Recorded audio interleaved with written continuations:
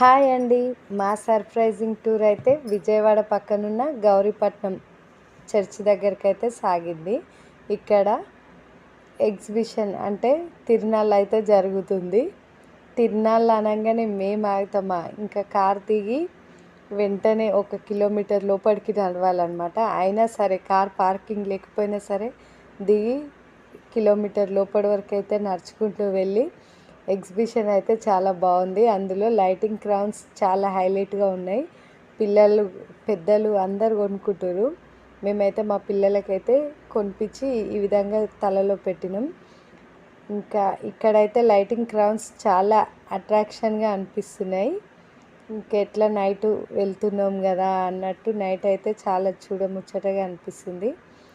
ముందుకైతే కొంచెం ముందుకెళ్ళి చూస్తే ఇంకా చర్చ్, ఇవన్నీ చర్చ్ బయట ఉన్న చెట్లని వీటన్నిటిని లైటింగ్స్తో చాలా బాగా డెకరేషన్ చేసిర్రు.